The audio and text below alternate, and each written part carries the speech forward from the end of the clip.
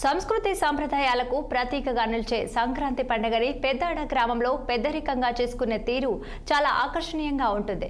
కాకినాడ జిల్లాలోని పెద్దాడ గ్రామంలో ప్రతి ఇంటి ముందు రంగవల్లులు రైతును రాజుగా నిలిపే సంస్కృతి ఇక్కడ కొట్టొచ్చినట్టు కనిపిస్తోంది.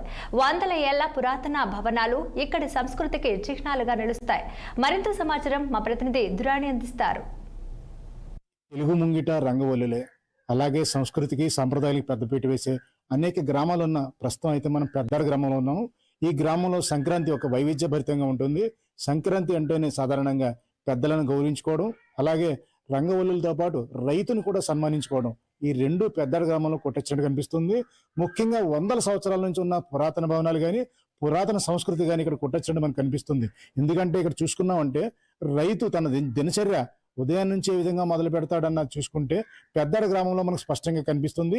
అలాగే పెద్దాడ గ్రామంలోనే ప్రతి ఇల్లు పాత భవంతి, ఏ రూపురేఖలు చెక్కు చెదరకుండా ప్రస్తుతం అయితే సాంకేతికత పెరుగుతున్నా సరే ఇక్కడ ఉన్న కుటుంబాన్ని చూసామంటే చాలా సాదాసీదా జీవనంతో ఒక రైతు ఏ విధంగా జీవిస్తాడు, సంస్కృతి సాంప్రదాయాలను ఎలా గౌరవిస్తాడు అన్నది మనకు కొట్టొచ్చే విధంగా కనిపిస్తుంది పెద్దాడ గ్రామంలో.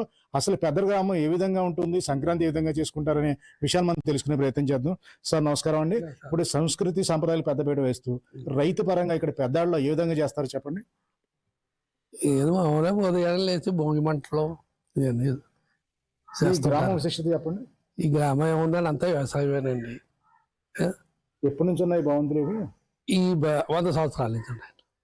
ఈ ఇలాగ ఎందుకు మార్పులు లేకుండా ఎందుకు ఉండిపోయినాయి భవంతులు? అంటే పూర్వీళ్ళు ఉమ్మడి కుటుంబాలు కొన్ని ఉన్నాయండి.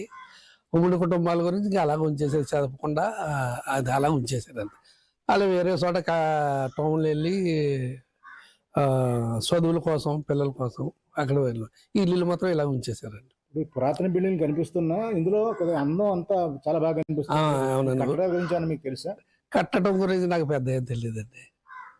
ఎవరికి పెద్దలు కట్టారు అంతేగాని కట్టడం విషయాలు మాత్రం నాకు పెద్ద అనుభవం లేదు. అది సంక్రాంతి ఏ విధంగా చేసుకుంటారు? చాలా బాగా చేస్తారండి. మామూలు భోగి మంటలు వేస్తారు, మామూలు కోడి పందాలని ఇవన్నీ ఆటలన్నీ ఉంటాయండి.